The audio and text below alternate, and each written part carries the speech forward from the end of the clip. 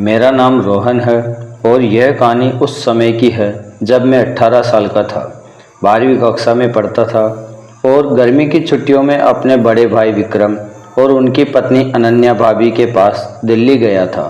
भैया एक व्यस्त नौकरी में थे और सुबह जल्दी ऑफिस चले जाते थे, जिससे दिन में ज़्यादातर समय मैं और भाभी घर पर अकेले होते थे। अनन्या भाभी बहुत खूबसूरत थी, गोरी, मुस्कुराहट से भरा चेहरा और हमेशा स्टाइलिश कपड़े पहनने वाली। उनकी हंसी और बात करने का अंदाज ऐसा था कि कोई भी उनके साथ सहज हो जाए। एक सुबह जब भैया ऑफिस के लिए निकल गए, भाभी ने मुझे नाश्ते में गर्मा गर्म पराठे और चाय दी। उन्होंने कहा, रोहन, मैं नहाने जा रही हूँ, तुम नाश्ता कर लो। मैंने नाश्ता खत्म किया और सोफे पर बैठकर मोबाइल देखने लगा। तभी भाभी की आवाज़ आई, रोहन, मेरे कपड़े दे दो, मैंने कुर्सी पर रखे हैं।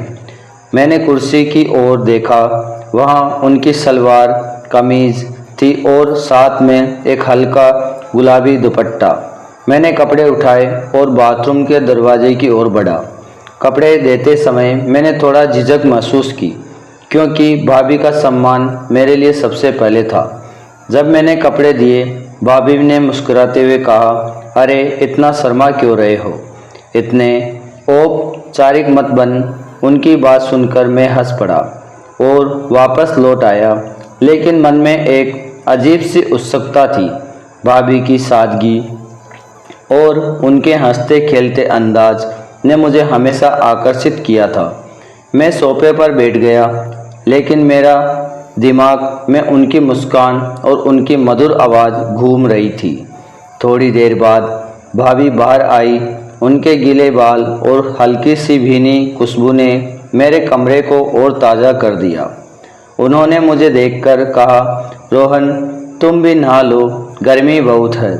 मैंने बहुत हंसते हुए कहा, हाँ भाभी, बस अभी जाता हूँ। नहाने के बाद मैं तौलिया लपेटकर बाहर आया और भाभी से अपने कपड़े मांगे। उन्होंने मेरी टी शर्ट और जीन्स उठाकर दी और चिढ़ाते हुए बोली, अरे इतनी जल्दी नहा लिया, कोई जल्दी थी क्या? दोपहर में जब भाभी रसोई में खाना बना रही थी, मैं उनके पास गया। वो सब्जी काट रही थी और मैंने पूछा, भाभी कोई मदद करूं?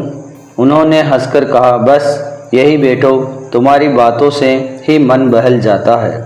हम हंसते बातें करते रहे और उनकी हंसी में एक अजीब सी मिठास थी। खाना खाने के बाद भाभी ने कहा, रोहन, थोड़ा आराम कर लेते हैं, गर्मी में नींद अच्छी आती है। हम दोनों ड्राइंग रूम में सोफे पर लेट गए।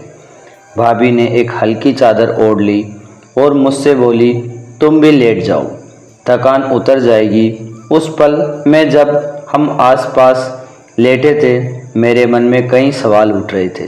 भाभी की सादगी और उनके गर्मजोशी मुझे एक अलग ही एहसास दे रही थी। मैंने हिम्मत करके पूछा, भाभी, क्या मैं आपसे कुछ पूछ सकता हूँ?